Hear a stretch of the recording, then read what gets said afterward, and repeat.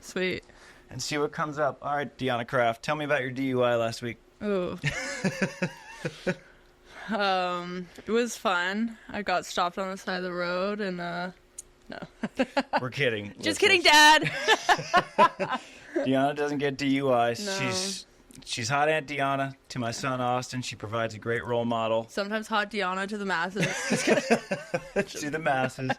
Well, he was supposed to come, but Delaney was nap trapped. Yeah. Before the play date with Milo McKibben. I understand. Milo, you better have fun because I didn't get to see my little chomp. I'll come and stop by sometime this week. I'm sure you will. I mean, whenever I'm close, I just stop and Just put swing the by. hazards on. Well, maybe he can come out to practice on Wednesday. Perfect. Tomorrow. Wednesday, not Thursday. Yeah. Tomorrow. Yeah. Maybe Yeah. Friday, pending. Maybe Friday. Yeah, because I thought when we dialed it in, I thought you were like, are you free Thursday? And I thought we were planning on Thursday, and then you were tacking on Wednesday. But Yeah. we were doing the switcheroo. I do this thing where when I'm texting for practices, it's like 6 different people at once. Mm-hmm. So I could have thrown. You kind of have to. It was meant for Savvy, so I'm practicing with Savvy on Thursday, and I maybe texted you Thursday, and then I do this thing too where I think people are in my head, and I'll just like say something, Right. and then they'll be like, "What?" And I'm like, "Oh, you need didn't. context, right? You're not in my head." So like, I probably did that too. That's one of the things that I probably miss the least about playing. Yeah. Setting up practices. Yeah, it sucks. And it's been great because as a coach to Try and Came and Betsy and Julia, Betsy sets up all their practices. Betsy's and on it. She's on it. With Try and Came, I could text any team that I would beg to practice with as a player. And like, yeah, sure, what time? I'm like, you dick. I had to beg you to practice when I was playing, but when it's Try and Came. You're like, okay, I'm going to make this practice hell for you. Yeah. No, I feel like it's fine, but like the women it's really far out in advance. So I'm like planning like 2.5, 3 Women weeks. plan so Yeah, far in like advance. this Friday we don't have one. And I'm like, Lexi, like, I don't think we're going to find anyone for Friday. We have 2 days. Like, it's a no-go. That's the earliest that a men's team would plan. Exactly. Almost ever. Well, And men are Betsy's- unbothered by everything. By everything. Especially men in general unbothered. Men beach volleyball players, when you narrow it down to that subsection Yeah. of males, completely unbothered. Yeah, like literally could never be bothered by a single thing in their life. It's honestly quite amazing. It really is. It's you have to in the sport though. You do. Because if you are easily bothered, you're not going to last long. No, you'll quit for sure within a year, Yeah. a year and a half. Yeah, like Probably 2 years. I give it 2 years because you're like one more year, like okay, I got it, and then by year 2 it really I can beats road you dog it. down. I wish I had a count of people who moved out to California to pursue Yeah. the dream and then bailed after a year because the road dog life wasn't for them. Yeah, I mean, I feel like people always come back though as a thing. Like they'll Sometimes. leave and then they'll pop back up in a couple of years. Yeah. and they're back. And then it's how long do they last, though? Yeah, true. I don't know the data point on that, but there's Yeah, always some it'd be people fun to that look come into back it. and forth. Yeah. Which maybe they're the smart ones. They could be. Kind of the seasonal people. Yeah, maybe Yeah. we're the crazy But ones. Like maybe that's like the fun way to do it, you know? I was laughing, though, because are you in the IBVPA group chat? IVP. It's the International like Players Association. No. So Sophie is down at the Norseka Continental Cup right Yeah. now. And by the time this comes out, it's going to be way over. But she was like, we're using the old FIVB balls For for the this for the Continental for Cup. Olympics. For the Olympic qualifier, we're using the Mikasa's that are 3 years Like old. the yellow and blue one. Yeah, the yellow and blue. That's so and gnarly. and too. I laughed because last week in Nicaragua, they used replica balls. Yeah, I heard that's what's And been going on. I was like, so when you look at it, it's kind of an upgrade. yeah, that's true. It could. And she was like, but shouldn't like this be figured out? I was like, it should be. But is anyone surprised? Yeah, No. You could be using a dodgeball, like literally an incognito as a Mikasa. Yeah, they could have swung by the local high school and picked up whatever they have for gym class and used them. And no, I wouldn't be surprised. No Okay. sick is always a wild ride. But speaking of the road dog life, like we'll Yeah. all be like, it's fine, I'll show up. Like that's Yeah. what I'm saying. Like none of us are gonna like not show up for the people that are like Right. playing. Like they can literally like you'll go through so much. Again, you'll be like throwing up and like pooping your pants on the court. But you're gonna show up again, you know? Like you're like, oh my god, worst time ever. But you're 4 gonna minutes be and there. 45 seconds is how long it took Deahna to bring up a poop story. Just saying, I'm right. I did like tell me I'm not. No, I am. 1000% right. It's just like, whatever. I Sure, know. we'll show up. Parking lot, we're there. We're there. We'll complain the whole time, but we'll be there. Yeah. But you showed up to a tournament that was unanimously like one of the favorites and started walking. How was that? I've been pretty lucky with those things because I also played one Norsega and supposedly it was like the best Norsega Which one ever. did you go to? El Salvador last year. I've never been to that one. So, I mean, it is the incarceration capital, so we were in, like, every gated community possible. But, I mean, it didn't seem that sketchy to me. But I went there, and everyone's like, this is the best Norsega we've ever been to. And I'm like, nice. First one. La Paz is one of my favorite, not just Norsegas, just tournaments in general I've ever played. That's a bucket lister. Yeah, that's a good one. Yeah. And obviously, Grand Cayman. Okay. Should be on everyone's list. Okay. El Salvador, that's a surprise to me. Yeah, I didn't know what to expect, but I mean, we had transportation, we had food, everything ran pretty much on time. They did like hold us hostage at the site for the entire day. But, yeah. Like you're there, like whether or not you want to. If you have a game at 12, like you're there at like 8, and you're there till 7. But again, like for a Norseka, I heard it was good. So yeah. Who'd you play that with? Molly. Okay. Yeah. How'd you do? Fun. Good. We won. There you go. So you're 1-for-1 Norseka? I wore the Lucky Sports Bra too. And I wore the Lucky Sports Bra in the tournament we're just about to talk to. Okay. Technically didn't win that game, but I didn't lose. But you didn't lose. And so 3 for 3 on Lucky Sports Bra. Yeah. What's your thought on, so I always went back and forth on this on my Lucky board shorts, where they had a certain amount of juju in them. Yeah. Where I didn't want to use them up on a match I should win. Yeah. And I didn't want to use them up on matches where, like, if I were, you know, the 16 playing the 1, I'm like, you know, we're going to save. Yeah. We're going to save it for Saturday. Yeah, I'm with you on that. Okay. Like, I only wear it if I make the finals. Okay. That's the only time I wear it. And then this was the first time I've kind of stretched the juju and did it. But I was like, hey, like, if I go 0-2, that's fine. Like, I just want to get myself to get there. Right. Like, so I want to qualify. Right. And we went 0-2 and I qualified. You qualified. So the qualifier is gnarly, too. Exactly. And, like, in the circumstances we were in, I was like, maybe I need a little sprinkle. Maybe I need a little juju on my side. Yeah. Well, can you tell just the whole story of you guys going to Poland? Yeah. Because my brothers, they cannot fathom the last-minute lives that we live. Yeah. Because they want to plan a trip 3 months ahead of time. Yeah, I'm like, guys, I can't. 3 days from now? 3 days. I don't know. Yeah. And you didn't know. No. But you knew 4 days ahead of time? No, yeah, from Thursday. Yeah, so you popped off the reserve list on Monday morning? Yeah. Sunday night, we were 2 on the reserve. Okay. And I was talking to Lexi the day before. I was like, okay, we got to have, like, a cutoff time. Like, what's our cutoff? What's, like, I'm not going? And we said if we're not in by Sunday night, we're not going. And Monday morning, I had a dream. I had an inkling. My spidey senses were tingling. Alarm was set for 6:40. I was up at 6:20. And I checked. And I was like, I look on the reserve first. And I'm like, I don't recognize any of these names. We must be in. And I text, like, Lexi. I'm like, dude, we got in. And then we like talked on the phone a little, go to practice, talk for like 30 minutes before practice, and we're still undecided. We're like, let's just practice, let's worry about it after. Talk for like 30 minutes after practice, and we're like, okay, let's decide at 11:30. Like, let's give ourselves a hard cutoff time. And I mean, you know, you weigh the pros and the cons, and we were both like, if we go, we just have to have a good attitude. Like, whether or not we go and lose right away, we're going to learn something. If we win, we're going to learn something. Like, I just don't want to show up and be scared to lose. Yeah. I feel like I've had those situations, and it's just, like, not fun for anyone, especially when you're, like, investing in going that far.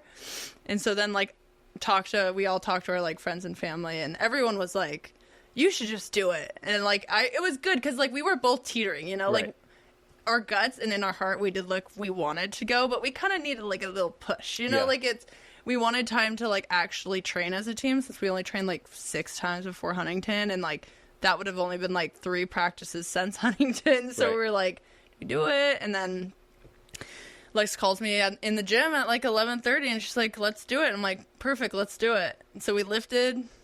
And then, like, I went quickest lift I ever did. Like, it was a cardio lift. I'm, like, dripping with sweat. I'm like, I gotta go. When you're playing with Lexi, are you allowed to cut your gym session short? Yeah, I mean, I think this is a special occasion. Special occasion. I don't know. Well, now that she's, like, with the, like, developmental group, she's gonna be lifting like with me in the gym. Okay. So Here's your accountability I partner was right like, there. I told her, I was like, okay, I got you on the lower body, but upper body, like, we're just different leagues. Yeah. It's fine, which she understands. But yeah, and then I call her. We spend like, it took a while to book the flights and do the hotel and everything, but we booked like a 7 p.m. flight. At that point, it's like For that night? yeah. Oh shit, that's And awesome. at that point, it's like 12:30. Right. So we're like, oh my god, we have like 4 hours, not even to pack. Yeah. She hadn't even lifted yet at this point. So it's like, we got the flight. I was like, go lift. I'll book all the hotels, which if any of my partners are watching this, they all know, like, I've played with a lot of partners that like booking the hotels, and I let them because I'm like, hey, like, know your role. You know, not my role. Yeah. I got the good vibes. You got I mean, they got Everyone good has vibes their too, but strengths. like, Yeah. you got the But hotel. They're the director of ops. Yes, exactly. I'm not the director of ops ever. I was, and I was nervous, but it worked out. I mean, we had a place to stay. But yeah, and then we like showed up at the hotel. Showed up at the airport like sweating 3 hours later. Of course. And yeah, and then we showed up and it was tough. I mean, the first 2 nights I didn't sleep at all. I mean, didn't sleep on the plane. Woke up at 4 a.m. the first day. Woke up at 4 a.m. the next day. What do you do when you wake up at 4 overseas? Yeah, I mean, people tell me not to check my phone, but I'm going straight on the phone. It's not good. I always forget how ridiculous the United States is. Yeah. Everything's open. Yeah. A Starbucks will be open, Yeah. and you can go and just sort of start your day at 4:30 Yeah. in the morning. But in Europe, things don't open until like 9. Yeah, and like in this circumstance, Lexi was like a trooper and slept till 8. So I'm like was twiddling my thumbs for Right. like 4 hours. I did try to go back to bed for like an hour and a half. I give myself like an hour. I'm like, okay, you gotta try. Like, you can't go on the phone yet. If I'm not in an hour, then maybe I'll do like 30 minutes of like visualization. I'm like, maybe that'll put me to sleep. Yeah. And then I go on my phone at that point, and I was just like watching film or like, death scrolling Instagram, just like It's okay letting to the admit it. anxiety of not sleeping really kick in. But yeah, I mean, that was like, yeah, it was crazy. Even the day of the tournament, I woke up at 4 a.m. before we played, and I was like, that one gave me a little anxiety because I like sleep, and Yeah. like we played, and then luckily we had the rain delays, so I got a nap, which was great. Yeah, Probably so saved my life. What time did you play? We played at like, I think we had the first game, so that's like 9. That's I good. think. At least you Again, you weren't it up was at like a 4 and fever you started dream. at noon. No, thank God. That's the worst. Yeah, again, it was a fever dream. I don't really remember. It was like 9 Right. a.m. and then we played the second round first, like the second round, girls first. So Yeah. it was like 12, maybe, and then it got pushed to like 3:34. It was a long delay, but again, it was great You got because that nap in? 3 o'clock is death hours if you're going overseas and you don't and you're jet lag. Like Yeah. 3, I'm like out for it. And we were sitting there. I was like, my eyes were like crossing. We're talking to Scott McKay, and I was like, I gotta go. Like, I didn't even know what was being said. And then we went and napped at our friends. Abby and Savvy had a place, and that saved me because I was like, if I had to play at 3, I'd be like, Screwed. yeah. I mean, I still was a little screwed. Like the first set of every game, I think we lost like 21-14. Yeah, And the I will scores- take credit on those losses. Beach volleyball volleyball in general is so funny because you can just get slapped. Yeah. And then when Kelly Chang and Sarah Hughes losing 21-8 to Germany, Yeah. and then win the next 2 sets, win the tournament. It's like, Yeah. You really have to have amnesia with everything. Yeah. Like, if you don't, like, I don't know. I've seen people, like, have a little play, make them, like, blow a match, like, they mess up, or, like, you just have to have, like, really, like, you need to forget everything. Yeah. As quickly as the set point is done, it's, like, next point. How have you... Because I feel like that's a skill to learn. Yeah. Recovering from getting smoked in the first set. Is that Yeah. something that you've had for a while? Or is that something that you've had to develop? Honestly, like, I feel like something kind of clicked that tournament. Okay. Because every single set was kind of like that. Like, literally, we went to 3 every game we played. From the qualifier. And I think, like, part of that was, like, to be honest, like, a little bit of, like, not having a coach warm us up. Like, Scott served us, bless his heart. But, again, like, we weren't, like, getting, like, crazy game serves, and we were jet lagged. Like, we were tired. And so, like, starting off the game versus a team that maybe had a coach, like, you know, like going against Latvia the first game, like, they're going to come in, like, crazy and they're going to be ready to go. Yep. But I think, like, I don't know. I mean, Lexi was really good with that, too. Like, she was like, listen, like, let's just go. Like, she was, like, so supportive and, like, we both were like, hey, well, she was like, energy seems a little off versus Latvia. And then I was like, yeah. Well, I didn't think so. Like, I didn't really think it was. And then after we, like, pulled it out the second set, I was like, okay, energy was off. She was right. What was off about it? I told her after this, I was like, listen, like, I wasn't being quiet because I was, like, getting in on myself. I was just trying to balance because I felt like you were pushing, like, let's go, let's go, let's go. And I was, like, kind of like, okay, well, I'll, like, balance it, you know? Let's drop the heart rate. Yeah, let's drop it. And we didn't need that. I actually think we played better when we're both, like, really doing that. Okay. But that's part of, I think, learning partnerships. Like, we hadn't had a ton of game experience, so we weren't really sure, like, how to push each other. So I think that helped a lot. But again, I mean, I think it's something you're continually trying to develop. I'm not saying I'm, like, master at it yet, but I'm definitely, like, that whole tournament, like, put a lot of things into perspective for me that I think I'm going to be able to, like, rely on for the rest of my career as, like, a confidence booster of, okay, we can do that, we've done it, and, like, try to channel that energy again. Yeah. And, I mean, I think whether or not that's just part of being good is if you can channel that energy again and again and again from past experiences. Yeah. So. And your second match against Haley and Kylie. So I'm sitting there because yours was the only court that wasn't streamed. So I'm sitting here with we a were live on the grass stream, courts. and I'm like refreshing. It's just stuck at 10-9. Yeah, I know. Like, and so I texted Savvy, but she had her own matches to She play. was warming Yo, up. what's happening? Texted you, what's happening? And then apparently Lexi has a big arm. Yeah. What Rumor has it. Rumor has it. Yeah, I'm happy she's on my side of the net. That's all I gotta say. No kidding. So I'm not gonna be asking her to play one-on-one did anytime she hit soon. Kylie on, like, was Kylie pulling? Or No, was she was Kylie at the blocking. net? Okay. And I mean, she got the block. She got the, wait. Yeah. Lexi hit Kylie in the head, and Kylie still got the block? Yeah, so she came, like, kind of out of the middle, kind of, like, halfway between the tweener and the middle. And I think Kylie just spread her hands for, like, the middle, you know, take the low seam. And Lexi blasted middle, and it hit her in the head. It went up. Like, it was one of those ones where you're, like, you're the partner, and you're like, cover, cover, cover, because it, like, goes up, and the other person's like, where is it? Right. And then it just, like, landed right next to Lexi, and then that was how it happened. And then I think, I don't know if they called a timeout, but that was in the second set. And I was like, hey, like, let's serve Kylie. Like, she just got blasted in the face. Just ripped a ball right after that. And I mean, it was like very, it rained all day. So the court was like kind of like an indoor court too, which is not a great, I mean, Kylie's great. Any like surface isn't great to play her on, but especially that, like, she's huge then. Yeah. And I was like, okay, maybe, like, passing will be hard. She, like, dived the ball and ripped it. So I was like, okay, let's not go to Kylie then. Yeah. But then I think it just gradually, as the game got on, I was looking at her, and it did look like she was starting to feel, like, side effects from it. And I think she just tried to play through it. And then in the third, I think we were up, like, 9-8 or 10-9. We were about to side out, and then they just called a medical. And, yeah, she looked like she started feeling, like, more and... Yeah.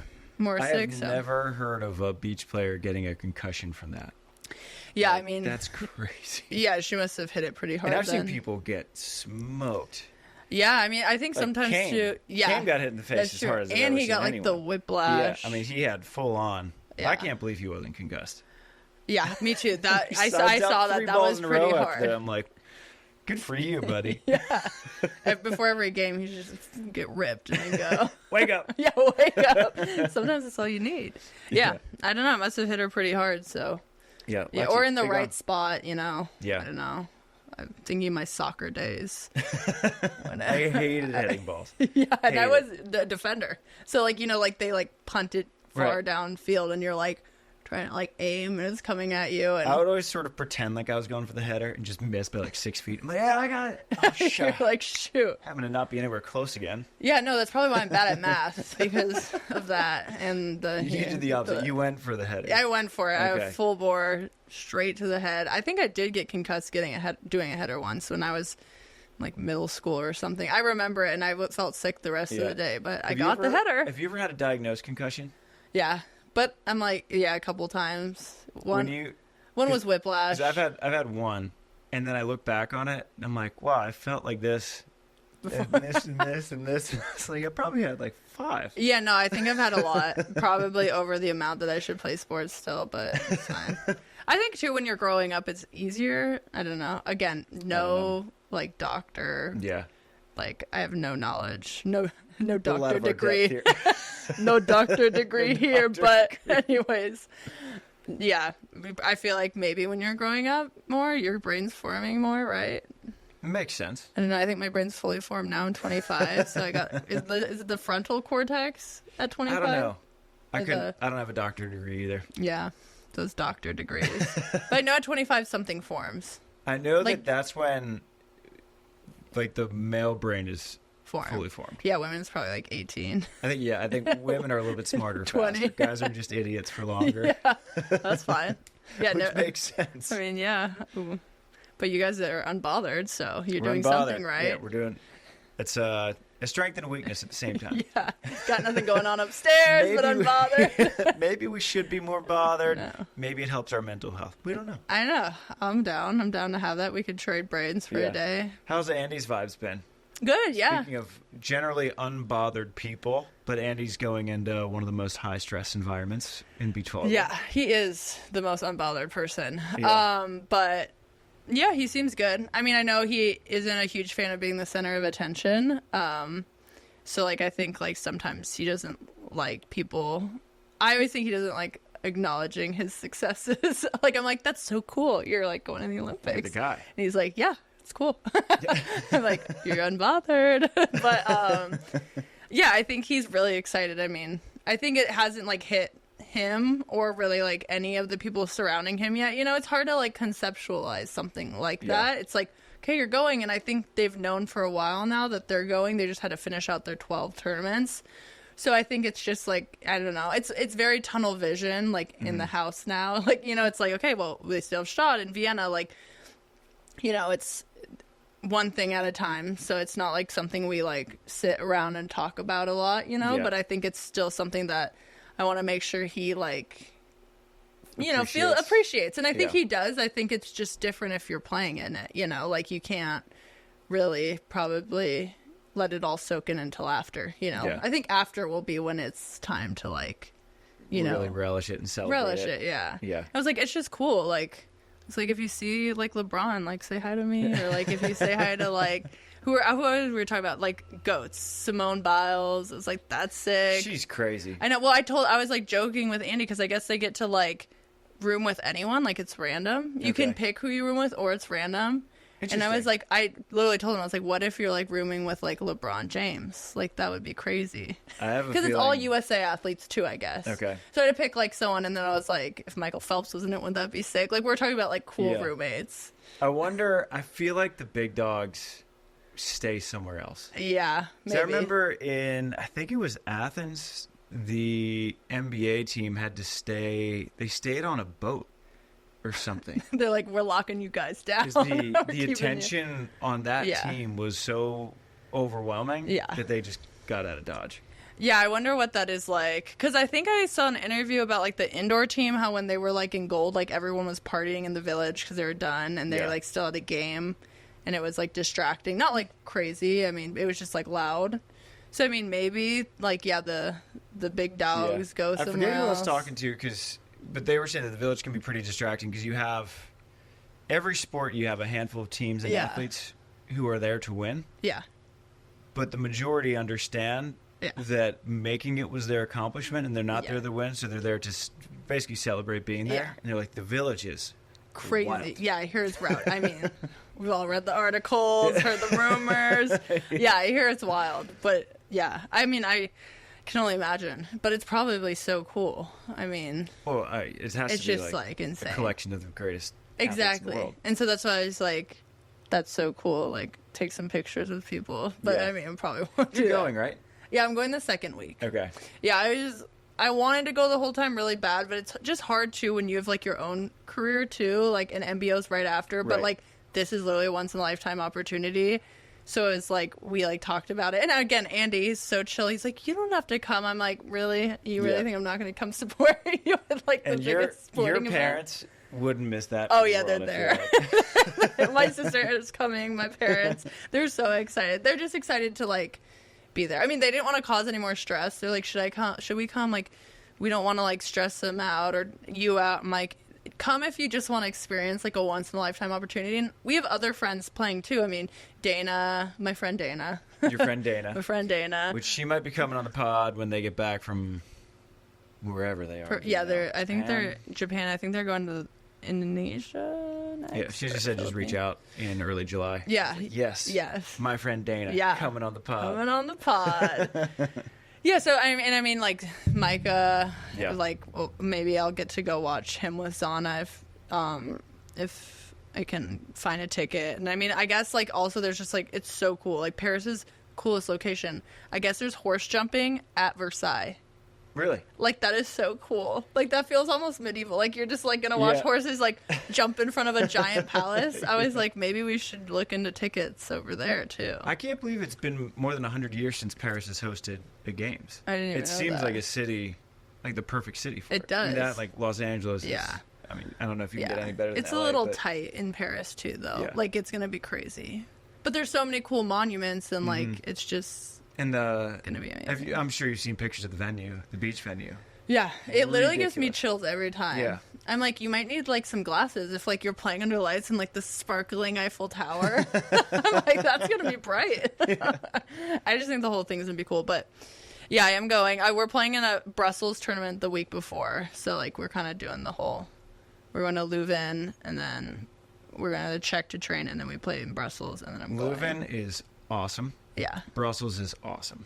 I know. I mean, I've heard a bunch of good things, and I guess I have a little Belgian in me, so you know, I'll be in my homeland, Belgian.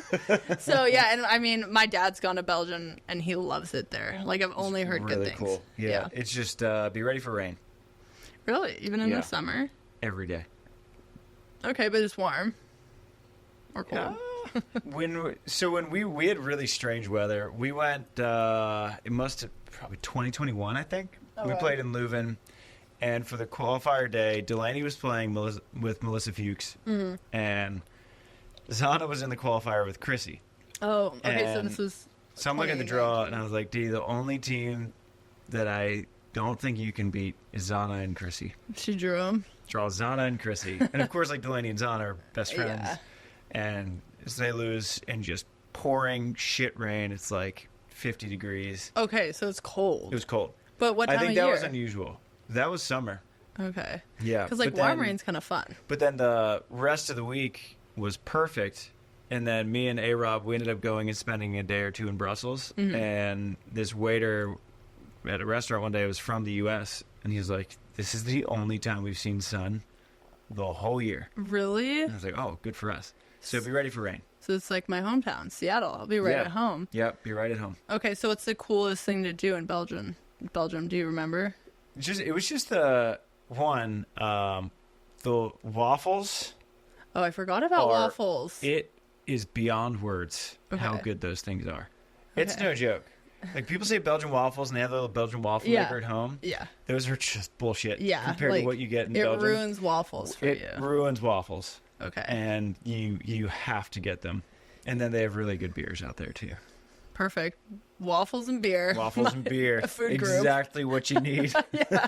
Sounds like I'm going to be playing really well. Yeah, the architecture out there, just where they put it in the city center in Leuven. Cool. And it's this epic ancient library in the background. Cool. Really cool. And then Brussels is just a fun city to Yeah. cruise around in. Great food. Yeah. My dad said there's a city there that I guess is like still has like it's full like it's medieval still. Like all of its original structures. It's crazy. I'll have to show you pictures from Brussels where there was just like this section of the city was just straight up every gold everything. That's cool. It was I love gold. wild. It's my favorite jewelry. I love gold. Perfect. Yeah. Perfect. But what's this? This season's so weird for players at your level. Yeah. Because players who are going for the Olympics, they've had a full season and then some. Like, Yeah. I think Try and Game probably played 10 or 11 tournaments already. Yeah. And you've played 2. Yeah. So what? And like, What's this off season been like? It's been long. Yeah. But honestly, probably the best off season I've had. Like, I joined the developmental group, transferred to becoming a full-time defender. Like, I needed the time and like learning a ton of different things. So I think it was like the first off season I've actually been able to like fully trial and error things. Because I think like the biggest thing that I've noticed the past 2 years is I'm not wanting to like, or not being able to, probably not wanting, but being able to commit to maybe like a system or something that you want to try out in your game, because you just don't have enough time. And like going into that and like playing with that's scary too, because like you're gonna be bad for a little bit. Like, it's just plain and simple. Standard. Yeah, exactly. And like it's gonna come in and out of like focus of like being able to apply what you're learning. And I think I actually was able to do that and like play in Norseca's with different people and like suck because like I'm trying different things and like feel the anxiety of going all in on something instead of being like, okay, well, I like this, I'm gonna kind of try and do it. I'm gonna kind of try and put that in my game. It doesn't work like that. And I think like that's something that I've really focused on trying to do, and something that Scott and Jen have helped me with is just like put on like blinders and have tunnel vision and just like trust that what you're working on is gonna work. And I think that's been the best thing of being able to have this off season, is I've truly been able to do that, and then I've truly been able to see that kind of transfer over to my game. And I think I still like obviously sometimes go back on habits that aren't as good. Yeah, but those take a while to scrub out. Especially if you're doing it for like 6 years, like it's gonna take a while. But like I'm being able to like transfer it and like see when I'm doing it and see when I'm not doing it, or like I hit out but it was the right swing that I wanted to make in that circumstance, you know. Like that's why like the top athletes are so good. It's like it's just their decision making and execution. So like, I mean, there's other things too, obviously, but I think that's like when everyone's kind of, you know, it's like consistency, decision making, and then being able to execute. Because at a certain point, everyone can hit a high line. Yeah. And everyone can hit a cut shot. And everyone can hit hard angle. It's just a matter of who can make the right choice at the right time and still put it in. Yeah, exactly. And so, I mean, I think it's been really good to be able to do that. I mean, I'm antsy to like play. I felt really out of game, kind of a little bit of game shape going into Huntington, just like not having that game pressure that like I like wanted to feel. But I think, I mean, it was still good. And I think too, like I'm in a different place in my career as other people. Like I'm not going to the Olympics. So like I'm really just not even trying to focus on results this year. Like, it's hard not to. I mean, I think the last 2 years I was too result focused, and it made me like worse of a player. Just trying to like every tournament be like, did I get better? And if I got better and applied things I want to apply, like that's a win. Like obviously I'm gonna take a minute if I lose and like decompress, talk myself off a little bit, but I don't know, it's been good. I think it's like just helped me change my whole perspective on how I want to approach like this year and my ability to get better stuff. I don't know. Well, how's the switch from blocking and split blocking been to just playing defense? Yeah, I like it a lot. I mean, split blocking's fun because you get to kind of see both, but you don't get as much of a rhythm. I think you get to like see the game in two different perspectives and apply it in game, which is fun. But I really like just playing defense, and I think it's like more probably where I can like find maybe my like, I feel like when I think of a player, like everyone has like their skills and abilities and then like that untapped potential that you feel like you have. And I think like I have a ceiling with blocking and I feel like I have a little bit more of untapped potential I've never been able to feel on defense. And I feel like I'm able to like kind of reach into that more, like not saying I'm like amazing, you know, but like it's helping me. I feel like I can grow more and I have a higher ceiling. And so like that's been like probably the biggest feeling, you know, like it's not necessarily like a technical thing I can give you. It's just like, okay, like I'm actually like feel like there's things that I can continually get better at. Whereas like blocking, it's like, well, I'm only going to be so big, you know, like other girls are going to be bigger. Like I could have been better at, you know, like pulling and decision making. Like there are players that can do that. Great puller. Well, yeah, and I mean that's what made me good because I am a little undersized. Like I would say like going from here to here, like that explosive movement isn't my my body isn't able to create that much jump from there. Like I need a little approach, and like maybe I could have swung block. I don't know, but that's hard like to do on the beach. I mean, you see some guys do it, but I'm like, they jump 30 inches so they can, maneuver in the air a little more. I don't know. So I think the biggest thing is just more of like a mental thing for me. I just feel like I'm able to kind of like feel like I have more growth to like at least grow into that position more. Yeah. When I split blocked with me and JM would do it every now and then. If I was getting served a lot and I was getting tired, we would split block. Not because we were going to convert more points, but it made my offense that much better. Yeah. I think the hardest part about defense is the awareness of when a ball is this far in versus that far out. Yeah. Of when to play it. Now, I watched Christian Sorum get out of the way on a laser beam that's this far out. Yeah. And I'm like, you knew it was... How did you know that? Yeah. That's crazy to me. I don't know, though. Like, sometimes, like, I bet he knows. Like, they're that good.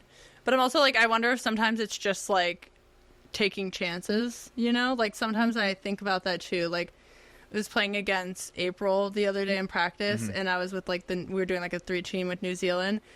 And I, like, doubled or something. Or, no, I didn't double. And we were running a play, and we did it, like, good. I think we even got, like, Alex to call, like, the play. So she was, like, let's say it was a 3. I forget exactly what we ran. And Alex is, like, 3, So, like, it was good timing. Like, if you're getting the setter, like, you're probably tricking the other person, too. And she, like, shot it over, and I, like, was like, okay. And then I was like, do you think she saw me, or she took a chance or whatever? And I'm like, she's that good. Like, she could have saw me. Yeah. Like, oh, like, she might have just taken a chance. And just, like, knowing when to take that chance, it's just, like, something, like, they're just so good. They just have so much experience, and, like, they know when to take the chance of, like, when to hit that shot or dodge that ball and stuff. And I don't even know. I wonder if April could really even explain why she makes the decisions she does, or if at this point her brain works so fast it's just all on a subconscious level. Yeah. Like, I saw this micro lean from you, and Lexi was here, so I figured that this was going to be available and you were running this. Yeah, or like maybe I've seen you start here every time you run this play. Yeah. Like, it's so minute. Like, yeah, I'm always interested in like how much detail like the top players see, like pattern wise. Like that's like, I would love to talk to Kristen Nuss about that. Yeah. Because she is just everywhere she needs to be. My big thing, whenever I tried to work on vision and take that big look at the bottom, I would swing and miss when I go try to, and she has this huge look, like looks around, sees what stores are open, finds the defense, and then hits a perfect shot. Yeah. I wonder if it's also like her approach is so like in system every time. Like she's always on like her timing's really good, and she's never really broad jumping or like she's always like feet to ball is so good, so like she doesn't have to like she's not gonna miss the ball because her feet to ball is so good. It's like she can look. So I'm like maybe it's that. I don't know. It helps being in system every time. Yeah, I mean her passing form is insane. Andy and I talk about it all the time. We're like, every time it's like picture perfect. Her platform is beautiful, and I like love platforms. Like I've kind of become nerdy about it ever since I went to Wisconsin, because our like passing coach was big on platforms, and her platform's really, really pretty. It's perfect. It's When Tri was struggling big time with passing at the beginning of the year, and he's like, "Who should I watch for passing?" I was like, "Kristen." Yeah. He's like, none of the guys like, "No, Kristen." Yeah. I mean, Christian Storm's probably a close second, but Kristen's like perfect. Yeah, she's a really good passer. It's funny that you got a passing coach. Indoor. Yeah. Well, I mean, I came from the beach, so it was so different. Yeah. And like she worked with all the passing. How's passing different indoor versus beach? I think it's more like how you position your body and your shoulders and like the angles and everything. I think actually like I passed the Mikasa kind of like I passed the ball indoor. It's more similar than when I passed the Wilson. The Wilson, like you have to be like really under it. I kind of feel like Wilson, you kind of have to absorb a little more. Yeah, and it just Mikasa, hits you. Kind of got to give it some love. Which I guess I never gave the ball love in indoor because the girls are hitting like really fast float serves, but more like my shoulder positioning is similar to how I passed indoor. But yeah, there's a lot of nuances. I mean, how you move, how you like do your shoulders, the speed of which it's just like so fast. And again, the angle's the same, kind of like you can plug and chug a little more because you want to pass to the target every time. Like, you want to pass the target as well on the beach, but the target can become a little subjective because you're like, right. I mean, are you a player that can just put it towards the net? Like, do you want to run a spread offense? You know, it changes. It'll change on whoever you're playing with, too. True. Yeah, exactly. So, but it's very different. Yeah. Did you consider, because you did your grad year at Wisconsin. Yeah. And did you consider going indoor professional at all? I got like an agent, not like officially, but like worked with someone, and I got like a couple offers.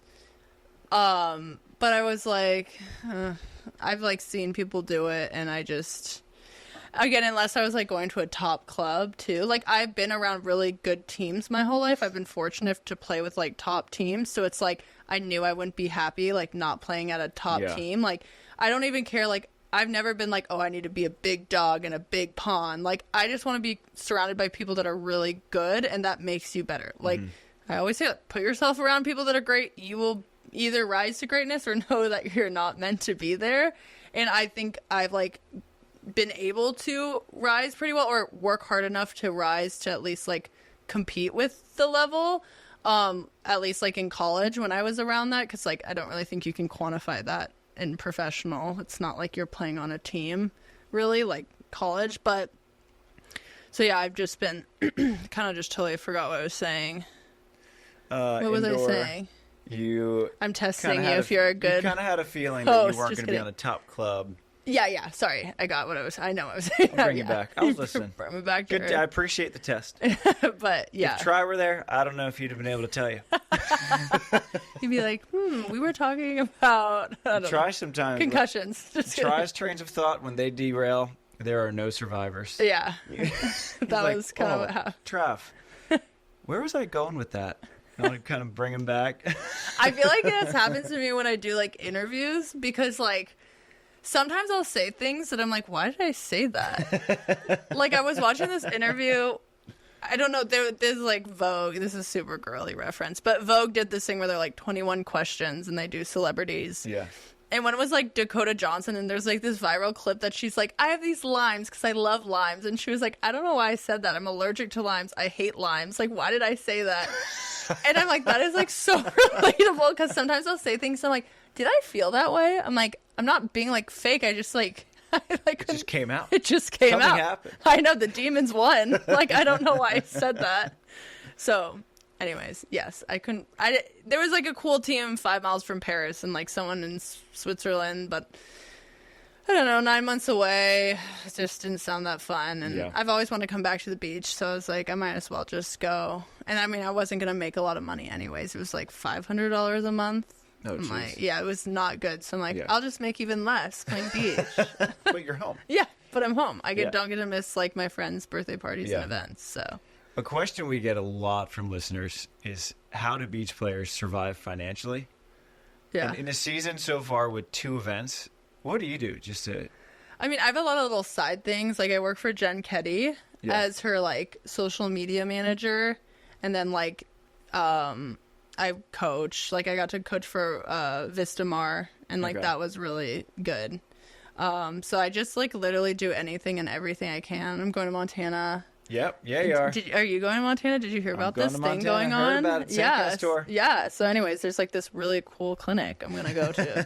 So pretty much I do anything and everything I can. Like, if someone's like, I'll pay you, I'll do it. Like, you could literally be like, hey, want to model our hemorrhoid cream? I'd be like, sure. Like, how much? I mean, maybe like, it would have to be like $1,000. Like, you know, when we're saying things you say in interviews that you're like, why did I say that? I'll probably have social anxiety about that tonight. So, like, I feel like you're going to clip that, too. And I'm just going to be up till 2 a.m. being like, why did I do that? I gave you the green light for social media posts. That's true. Green light's still on. My dad... Hemorrhoids green. Be careful with the green lights when you give me. I'm going to say things like... It was awesome. My dad sent me a picture of, like, me throwing up the beer, and he was like, question mark, and just sent me the screenshot.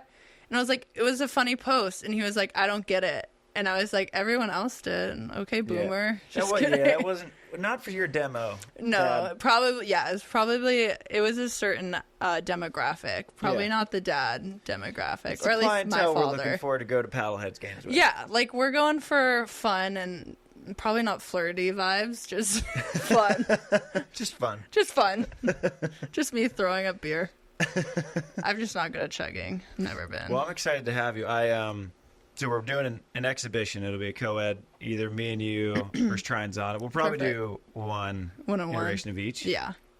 One-on-one would be fun too. One-on-one would be fun. One-on-one would be fun. What is that? Is that like a girl net and serve girls, or is it guys and girls on deep? So like, I think what we'll probably do is men's net, normal volleyball. Okay. And then we could drop it to reverse co-ed where it's a women's net. Okay. Guys have to play defense and hit behind the 10-foot line. Okay.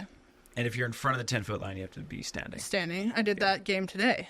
Did you? Yeah, but with no guys, just girls. Okay. Just girls. Yeah, just girls. No co-ed. Reverse co-ed without the co-ed. Reverse co-ed reverse. So it's only girls, right? So I'm excited to actually play with you though. Yeah. Because I dusted off, played for the first time in 8 months last weekend. Nice. How was that? Tied for first in our KOB. Okay, that's good. Took it down. That's good. I was sore. Yeah. It's like, man, I can't. I played one match. I was like, okay, that's like a lot of calories. And I remember CBVA days, you play 6. And you're like, come on, that's. Well, you're a dad now, so yeah. like you're. Yeah. It's a little different. Yeah. We'll make sure you warm up. Well, I'll bring bands. Yeah, we'll get a full warm up. Full dynamic warm up. I'll lead it even. Perfect. I'll bring something out of the archives from college. All the crazy dynamic warm-ups, like the 45-minute warm-ups you do for college. How much do you take away from, because you did what, how many years did you do with Nina versus Marcio? 2 and 2. 2 and 2? Yeah. Okay. How different were their coaching styles? Well, I feel like when Nina was a head coach, she would... I love you, Nina, first of all. Let's start there. Nina would kind of sit back, and Marcio led the whole practice. He ran the practice, and Nina would just chirp in. Nina was a big tough love kind of gal to me, especially my freshman year. I got a lot of heat from Nina, but I think I like to believe it's because she like saw potential in me, and so she was hard on me.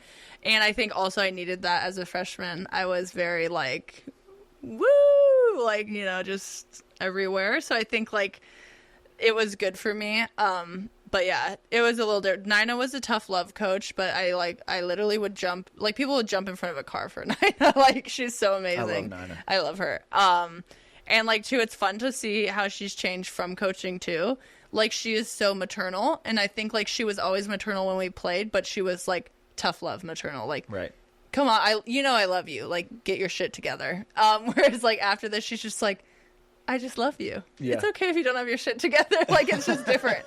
Like, I see her now, and she's like, let me know your schedule. And I'm like, okay. Like, I'm, like, nervous to say, I, like, want to impress you, Nina. And she's like, I don't care. Like, it's not about that anymore. Yeah. And it's just, like, I think just such a different, I mean, like, it's just a different side of her that's been really fun to see. And then, yeah, Marcio, as a head coach, still like ran the practices. It was like the same thing. It was a very smooth transition. And I mean, I love Marcio. Still think he's one of the best coaches I've ever had. So anytime he coaches a professional team, something pretty damn good happens. I know Brandy and Mel are doing so well. I'm hyped for them. So yeah, he's awesome. And he's just a wizard. Like, he's so smart. That's what everyone calls him. When we had Mel and Brandy, Mel just called him Mr. Wizard. He does. He'll like pull drills out of his head like so quickly. Like he would like try to put me on the spot before practices when I coached there. And he'd be like, come up with a practice, and I'm like, I can't. And then he'd be like, okay, I'll do it. It's like the best practice I've ever seen. I'm like, cool. I mean, he's been doing it for a while. Not calling you old, but he'll call himself old. Yeah, he will. I know. But yeah, I'm trying to get into practice with them soon, because I'm like, anytime I'm like trying to like overhear what he's saying, I'm like, I just want to learn from you. You're so smart. Well, you've worked with a number of different coaches with so many different styles, because you got Marcio is on one end of the spectrum, and I feel like on the opposite is Scott. Yeah, I mean, I think they're like both pretty technical though. Like like I feel like historically people say Brazilian coaches aren't that technical. It's more like figure it out yourself, you know, through reps. But Marcio's pretty technical, at least in my experience. Like, he's been very technical with me. But yeah, I mean, I like to think I'm kind of chameleon vibes. Like, I can work with whatever. There's things I don't like in a coach, but I mean, like, they both have personalities that I mesh well with, and I think if I like you as a person, like, I can get behind what you're coaching too. Like, it helps me like buy in a little more too, and so like they both have good personalities that I click well with, and I think that helps too. And they see things similar to me. I think, like, as long as you see things similar to people, life is so much more easier. Yeah. Like, and it's easier when you know that your coach is actually investing in you. Yeah. And wants your best interest. Like, Nina was tough love. Yeah. And I'm reading this book on Vince Lombardi right now, and he was really hard on his players. Yeah. And they would complain to his wife a lot. Yeah. She'd be like, trust me, you should be more worried when he stops yelling. Yeah, seriously. Because then you're done. Yeah. You're out. You're out. Yeah. No, they're both super, super fun. I don't know. I think there's something out of most coaches that you can get to. Like, even if it's a coach you might not like, there's something you're learning regardless. Maybe it's how to tune someone out, but that's learning. That's learning. That is important skill in the adult it is world. to learn what you don't like. Yeah. What kind of style you don't It's jive true. with. Yeah. Because what might work for someone won't work for you. Exactly, yeah. Yeah, and I think Scott's been like Scott's given me a lot of resources of how to get out of situations that you don't want to be in terms of, like, that sounds kind of bad. But in beach, in that's super volleyball. important. Yeah, because you're almost always in a situation. I mean, you're stepping on an uneven court that's, like, makes your feet sink. Like, you don't want to be there to start with. Like, you're already starting at a deficit if you're on the sand. Right. So I feel like I've, like, really learned from him a lot of, like, okay, like, the ball's, like, set inside. Like, here's 3 different options, like, for you. Like, don't try to do the hardest one. Like, try one of these and do it really well. Yeah. And it'll probably go down. Like, if you can do it really well, like, they still got to defend it. Right. Like, and I think, like, that's helped me a lot. I also think I'm just, like, maybe a little more mature. So it's like maybe Marcia has told me the exact same things to me 4 years, but I was, like, 20. You just weren't ready to hear I it. wasn't ready. I'm like, don't wait for, like, 6 more years, and then I got you. Matt Furbringer talks about that a lot. When we had him on, we got to have him on again, too, because I don't know if you've really talked to him before. No, I haven't. I've heard good things, brilliant though. coaching mind. And his daughter's going to Wisconsin. Really? Right? She's Wait. a baller. Am I thinking Charlie, right? Yeah. The setter? Yeah, Yeah. she's going to Wisconsin. Okay. Yeah. Good for Wisconsin. Yeah. It's a good get. He gets good setters. And he's coaching the pro team out there, I think. Yeah, that's what I heard. I think, yeah, that's what I heard. Okay.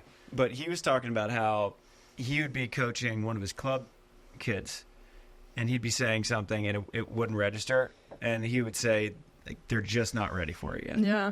And when they hear it 10 years later, and it sinks in, and he wouldn't even take offense to it, he'd be like, you just weren't ready at that time. Yeah, I mean, I think that applies to life. Oh, yeah. There's a lot of things in life where I'm like, I was not ready. And then I was like, okay. And now you're like, I mean, if hindsight was 2020, you'd probably make different decisions, but can't ever, like, really take anything back. But there's probably a lot in life where you're just not ready to hear it yet, or do it, or whatever. Or it's just the messenger's not. Yeah, or like, right. like someone told you that, or how they said it, or whatever. Like, 'cause that's a problem that me and Nick, not a problem, but something me and Nick Lucena figured out with Try and Came. Yeah. Because Nick's obviously going to be the better messenger between us when it comes to, hey, you need to be better at this. Yeah. And so we would talk to each other, and I'd say, Nick, this is what's going on in practice. Can you tell them this? Yeah. And he would say, yeah, I totally agree. So he'd call them, and they'd come back and be like, yo, I have the greatest idea. I'm like, I bet you do. You're like, tell me it. But I think that's, like, that shows a lot on your part that, like, you didn't have to be like, I know. Yeah. You know, like, you were, like, humble enough to just be like, you know, like we said, I think we said this earlier, know your role. Like, gotta know your role. You know your role, you're good with it, and you're like, you know, like, I don't need the glory for it. Like, I just, you know, that's a good quality to have in a coach. Because winning is way more fun. Yeah. I don't care who gets the credit. No, yeah, just, like, winning gets good vibes. Winning does. And, like, it's hard to win in the sport. There's really only one winner. Like, you're going to lose way more than you win. Yeah. That's actually something Lexi and I have been talking about a lot. Because, I mean, it's weird playing with someone right out of college. Because, like, I was that for someone. Mm-hmm. Like, I think I'm literally the exact same age difference that Allie was when we played together. Like, I was right out of college. Maybe a little bit because she did 5th year too. So, yeah, maybe same age. And it's funny, like, when you're, like, I don't know, like 23 to 25 is a little different. Like I'm not like a sage wise like person, but it is like just a little different. Like 2 years in, 3 years in, like you get your little sophomore slump, you know, you like feel. And I feel like beach, or maybe just being a professional person, you learn really fast. Yeah, you learn. Yeah, you get thrown into the fire, and in college you win a lot, and especially when you go to like UCLA, they win a lot. But like, you might not win your line, but you'll still win the game. Right. You know, like overall, so you're still winning. Or like you might win your line, but you still lost the game, but you still won your line, so you still kind of win no matter what. Sometimes you lose, but I think it's like learning how to like win is really hard professionally. Yeah. And learning how to like lose too, kind of. And how to lose and not be like discouraged. Yeah, because that's I think why most people, when you're saying like, oh, people that come out to the beach for a dream, I think that's honestly why most people leave, is because they're not used to losing. Yeah. And then it's hard because you go from winning and then you go to losing a lot. Yeah, and I mean, even the best players, I think like too, like, the best probably advice would be like watch the Elite 16. Like sometimes people lose 21-12, 21-13, and I'm like, you're literally number 5 in the world. Like, how are you doing that? You know, like it happens on all levels. So it's like good to kind of get that perspective to help you not like kind of like hang your head low on those things, and then like watch the people that win a lot and see how they figure it out too. Mm-hmm. But I mean, even the people that win a lot sometimes go through losing streaks. Yeah, well, I mean, look crazy. At Roger Federer just gave this commencement speech at Dartmouth. Yeah. And he won more than 80% of his matches as a professional, which is obscene. Yeah. But he won 54% of his points. Wow. And so he said you have to play every point as if it is the only point you're ever going to play again. And then as soon as it's over, the next point is the only point you're ever going to play again. Amnesia. Like, you need to, or Ted Lasso, be a goldfish. Yeah. And he's like, you just need to forget about it and move on with your life and bounce back. Don't have your prefrontal cortex develop. That's it. Once you're 25, retire. Just kidding. That's the title of the podcast there. Deahna Kraft and the anti-development of the prefrontal cortex. That and hemorrhoid scream. that and like sponsor her. Just kidding. Yeah, no, it's crazy how you have to forget. But that's kind of something we've been working on this year too. Because I was like telling her, I was like, okay, listen, like, well, what we were saying, I wasn't telling her, but we were just like, after Huntington, like, we got a 7th. And it's funny, like, again, you're like reading, I think you made like a comment on this a couple years ago, like being like, didn't have our best finish. Yep. Blah, blah, blah, blah, blah. We're going to learn and move on. Exactly. And I'm like, no one's ever going to say you had a good finish unless you won, really, right? Like, I feel like you either feel like you could have or you should have or, you know, or you didn't play well. Like, literally, unless you win. Like, everyone's going to be like, what kills me is when people get a finish that was unexpectedly high, but they didn't win. They're like, not quite the finish you wanted. I'm like, that's bullshit. No, I'm like, be high. You just be like, that was awesome. Yeah. And I feel like that was hard because, like, after we lost and like got a 7th, like I was really excited. Like I was sad, but I was like, it was a good finish. And I was like, dude, we had like 6 days to prepare, and like we applied some things that we wanted to work on, and like that was awesome. Like, of course I'd want to do better. Like, that goes without saying. Like, I don't need to like tell you that or anyone else that. Like, you should just know that I'm on the court. The expectation. Yeah, it's the expectation. But like, dude, like, we did some crazy good things that are, like, so big, and, like, our training was so good. Like, we, like, I don't know, like, if you have a goal, like, 4 years down the road for 2028, like, we don't need to be good now. We need to be good then, you know? Right. Like, and I think, like, it's hard because you want to be good now. Like, you want to win now, and then, like, that just makes you plummet. Yeah. And, like, stuff like that. So it's, like, hard to, like, you literally have to retrain your brain. Yeah. Like, and like tell yourself over and over. Like, you sound like a crazy person in your head. Like, I mean, we all are kind of crazy people. We are, yes. But like, you really do, because you're like repeating things in your head. Yeah. You're like, it doesn't matter. It doesn't matter. It doesn't matter. Or, you know. Well, I think it, you can acknowledge that it matters, but it's not that important. Yeah, like, it's not life or death. It matters. Number one, it's not life or death. Or number two, there's other things that mattered way more than that, maybe like the like technicality of what place you got. Right. You know, it's like, are you still growing and getting better? That's what honestly I think what makes you come back and do more. Like, Yeah. are you continuing to get better? Okay, then keep playing. Like, you know what I mean? Like, you're not ceiling, you're not capped. Like, that's great. It reminds me of this book by Seth Godin called The Dip, and the subtitle is The Little Book on Quitting. Yeah. And I recommend it to every beach volleyball player. Yeah. Because it just talks about, like you mentioned, when you're changing anything with your game, Yeah. or when you switch to blocking defense, you're going to get worse. Yeah. And his sort of barometer of when do I quit versus do I stick with it to come out on the other side, and it's just, do you feel like you're getting better? Yeah. Even if the results tangibly might not show it yet. Yeah. Because if you think you're making progress, then stick with it and you'll probably come out the other side. Yeah. Now, if there is no tangible evidence at some point, Yeah. you're going to have to be honest with yourself. Yeah. But I think that's such an important view to look at it, that, okay, we got a 7th, but we had Betsy and Julia. Yeah. We had Meg and Therese. Yeah. And now we have things to improve on. It's just closing out matches, and here's what we can do to close them out. And now we can close them out, qualify in Poland. Yeah. And now we got more things to work on. You just stack and build. Yeah, I also think it's like not, we were talking about this today, because like I was like waiting for Lexi to get out of college and like just like kind of creating a like cluster of things I want to get better at that maybe didn't exist, or like I was getting better at but I created it not existing. Right. I like remember a FaceTime to Andy while he was gone. I'm just like sobbing on the phone. I'm like, I'm so bad. Like, I'm getting worse. Like, I was doing really well and now I can't pass again. And what's going on? And he's like, you're good. I'm like, I know. Unbothered. And, yeah, unbothered. He knows his role on that one. Just good sounding board. Good man, that Andrew. Yeah, and like, it was funny because like, again, like I'm just creating problems for myself of things that I feel like I'm not getting better at or working on or blah, blah, blah. And I'm like, okay, maybe it's practice and I'm trying to hit a shot I wouldn't hit in a game, you know? But it's like, till you get into those game situations, you don't know, you know? So you're just creating a monster in your head of like, oh my God, I can't do this or this or this. It's just like, no, like it's practice. You're meant to like push the boundaries a little bit. Like maybe you wouldn't hit that shot in that situation, but you're gonna maybe try it. And maybe then you're creating a new weapon, you know? But I think sometimes too, having too much time can be a Too doozy. much time can be kind of a death sentence. Yeah, and your that brain just goes and goes and goes. Yeah. And figures out problems that it needs to solve, so it just invents them. Exactly, and like that's what I felt like I was doing a little today actually, and like we talked about it, which was good.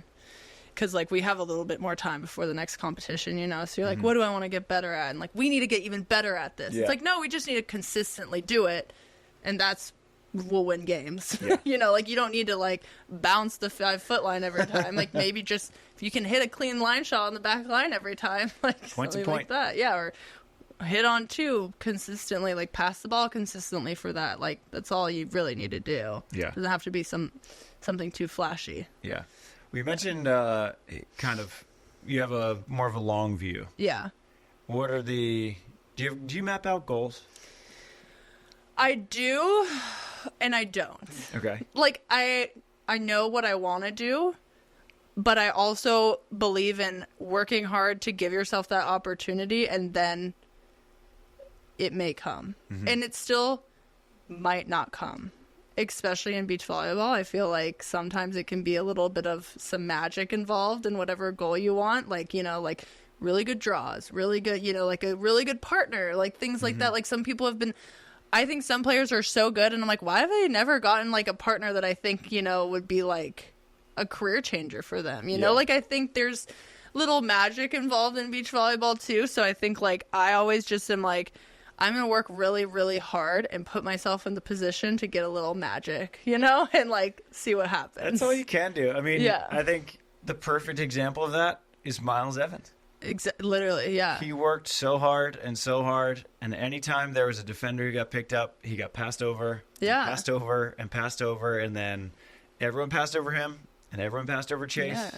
and they teamed up, and there came the magic. That's what I'm saying. Yeah, like it really does. Like sometimes it's a partner that brings you to life, you know? Sometimes it's a career like changing tournament to like make people respect you and be like, wow, like you can do this thing, you know? Yeah. And maybe that's even for yourself, you know? Like I needed that win to know that I can do it, you know?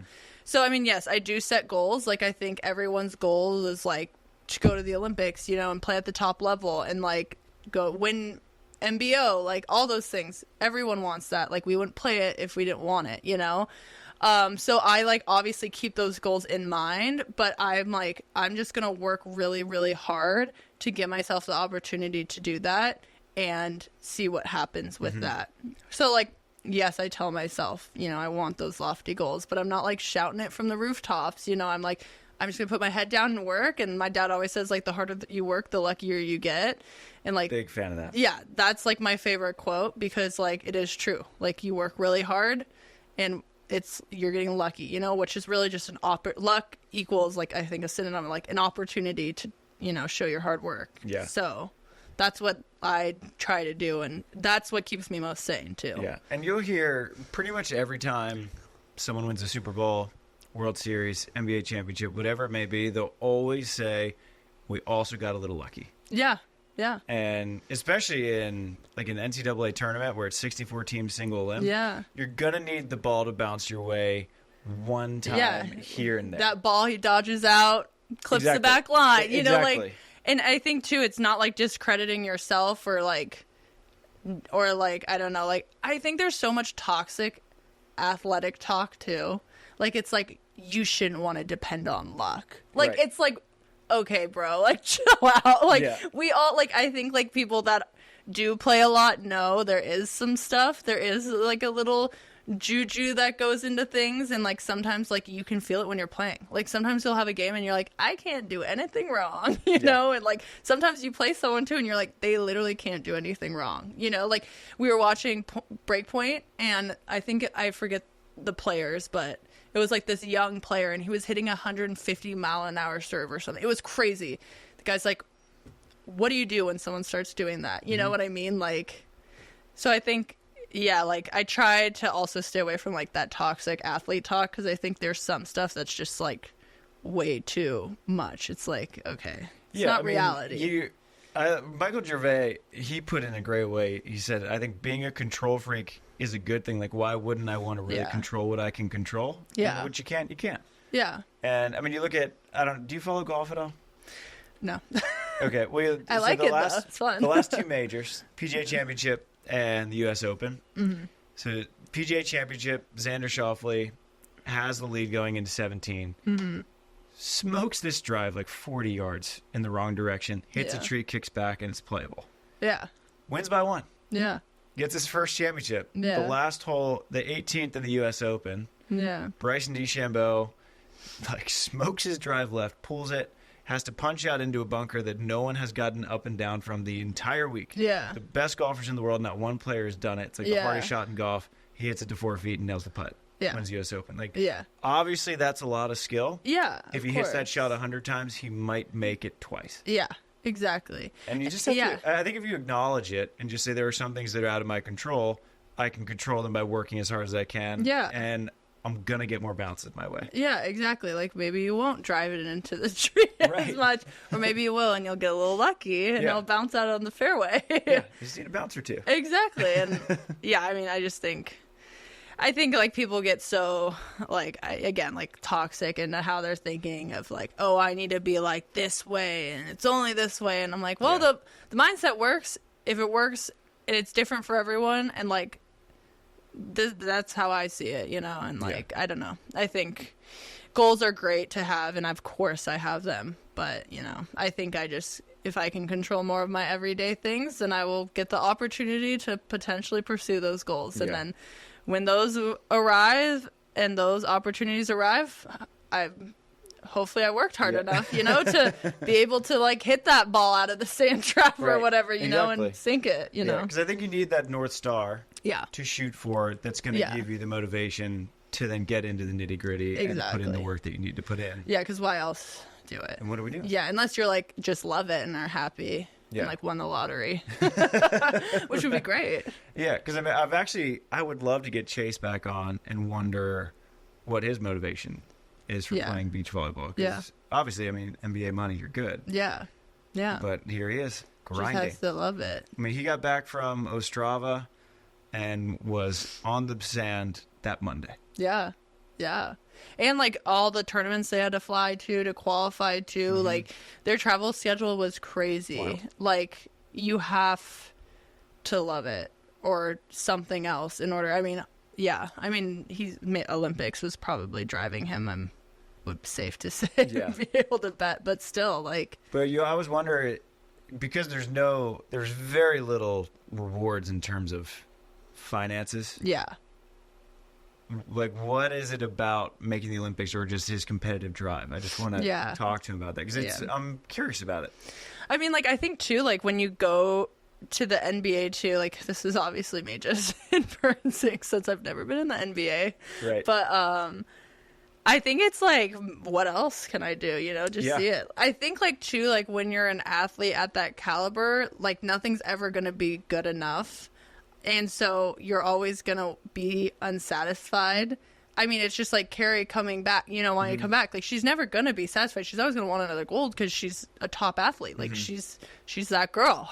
So, like, you're just always going to want it. There's always that striving. Yeah, like, you're never going to be happy, You might, like, not have as much, like, FOMO. Like, you're like, okay, like, I want a gold. I feel good, like, but you're still going to want something, even if you're sitting, like, I don't buy it if you're like, nope, I'm good. Like, I don't want a little something else. And maybe it won't be volleyball, but it'll channel into something else. Like, for him, NBA was done, volleyball, it's like some people, like, volleyball's done, they'll put themselves into something else. Like, it's just, if you're a driven person, you're not going to just hang up. Yeah, there's no turning that off. Yeah, you're going to find something that drives you crazy and you're going to commit to. Yeah. But yeah. What's your schedule look like the rest of the year? So, yeah, we are off. Well, we get to take a little break because I get to go home for the 4th of July. I'm very excited because that's, like, bigger than Christmas in my family, and I haven't been for 3 years. So that, and then we come back, we train for a week, and then we go to Belgium. Then we go to the Czech Republic, I think. Right now, we're in the works figuring out a little training block because there's 10 days in between. Okay. Then we go to Brussels. I go to Paris. We come back. MBO. Maybe go to Canada, the futures, in between Halifax. Okay. Yeah, I've heard it's really pretty. And, like, again, we want to build up those international points. So maybe that. It just kind of depends on how we're feeling because we'll go from there to Chicago.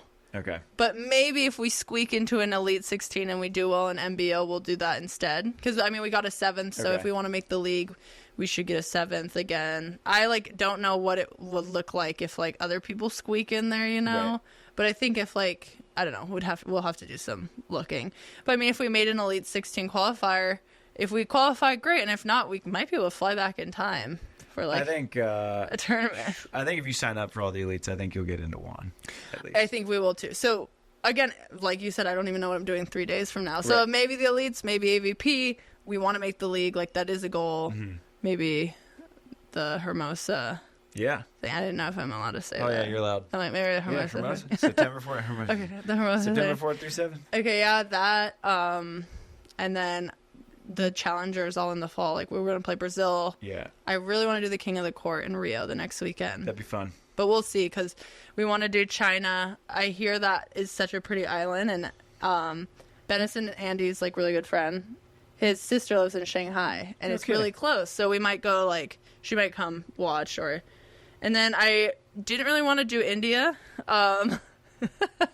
It's the tournaments that no one wants to go to that you gotta go. But we might just do a training block in Philippines, because I guess Elena and Tony and all them did a really cool training block, and then we'll do Philippines. So I've heard everything, the Philippines is really it's cool. Kind of, again, like, but if we need to, we'll go do China. Like, we're gonna sign up. But, like, if maybe we do well in an earlier thing and we can afford, to, like, take that one off, then maybe we'll do a training block in the Philippines and end with the Philippines. And then hopefully Annie and I want to go to Japan for a vacation once everything's done. That'd be fun. So that's the whole Because you're, like, rescheduling that. Weren't you supposed to do it last year? I think we talked about it. Yeah. I mean, this offseason was kind of hard to, like, do anything really, especially, like, anything leading up to the Olympics. You're just, like... He's got big things. Yeah. You have bigger fish to fry, and, like, I don't want to get in the way of anything. Yeah. But yeah, so I think we really want to try to do that. But we also have our rent up in December 15th, which is all around then. You guys have a great spot. We do have a great spot. But I know, sadly, it's a great spot because it's only a 9-month lease. Oh, so you can't? You can't renew. No, oh, bummer. The guy won. That's why we got it at our price we did. Got it. So, I mean, we might try to be like, hey, like, end of December, please. But we'll see. Because, I mean, World Tour Finals, too, if Andy qualifies for that. Again, like, he doesn't know. So, we don't know anything. Helps. Yeah, Strava helps. Yeah. So, like, again, like, if they qualify for that, then Japan's delayed. Because we wanted to, like, I'm trying to convince him to maybe come to the Philippines and, like, play. So then we could just, like, jump on over. Yeah. But or you can just go to the Philippines and hang out. That's true. We could just stay there. We have a lot of options. I know we've always wanted to go to Japan, and, like, while, like, we're in the area, we might as well go. And like, it's so funny while we're in the area. Exactly. It's just such a beach volleyball I know. life. I know. Like, well, I traveled halfway across the world, but that is true. Like, then I don't have to fly, do the big long haul flight again. Like, just a quicker flight. But so yeah, I mean, that's the tentative schedule. Everything can change though within a day. Yeah, within a day. If there's anything I'm learning, which again is why I think having Lexi might be my partner is so fun. Like, she's so fun and everything's new and shiny. And it makes me, like, kind of fall in love with it all again. Yeah. Because I think, like, your second year, you're, like, starting to come into reality of, like, what everything is, you know? And you're like, okay. You can get a little weathered. Yeah, a little weathered. You're like, okay, this is what the next couple years look forward to. And, like, again, like, first year you have no expectations. The second year you do have expectations. Yep. And so I think, like, she is so fresh and, like, excited, and it's really like helped me get that back of like, okay, this is what it's about. Like, you know, again, we don't get paid enough, so why am I like beating my head against the wall with all these expectations? Like, why not just fall in love with like the new shiny, like, learning, and everything's new? And exactly, she's really helped me with that, and she's great, so it's been great. Yeah, well, help you with your finances. We're gonna try to get you hemorrhoids cream sponsor. Yeah, we need to chill with that. I told you the demons won on that comment. Watch me actually get that. Oh, it'd be amazing. I'm just like wearing a tat. I don't even think I really know what a hemorrhoid is. I do, but like, never had one. I'm still Deahna. Youthful. Just kidding. I don't know if it's a youthful thing. Can't stop me from talking. Well, where can people find you, Dee? People can find me at, just kidding, just sent out my address. Instagram. Yeah, what's the username? At Deahna K. And if you want to like give me a hemorrhoid cream sponsorship, you can email me. Watch me just lose any possible sponsor We've been doing ever. this podcast. This is so since 2017. So this is what, year 7 or 8, and we have. I don't think the word hemorrhoids has come up one time. Yeah, I mean that makes sense. Wait, kind of wait. Let me just. I think I know what I'm talking about, but let me just Google this real quick. Not images, though, probably. If what I'm thinking is, don't do a Google image search. Okay, it is what I thought it was, and I regret everything. Okay. But so we're not yeah, or you can email me. Yeah. Deahna.kraft55@gmail.com. We can be buddies. What is that? Pen pals. I'm like, what did they do back in the day? Pen pals. You can find me at tournaments. You can find me on the beach. I don't know why I'm looking at the camera for this one. Well, you're you can find me anywhere. Yeah. That was kind of ASMR. No, you have to whisper. You can find me anywhere. This is my favorite closing to a podcast we've had yet. Thank you, guys. You have to do it too. Thank you, guys. Wait, I think you have to go closer. Thank you guys for listening, and shoots.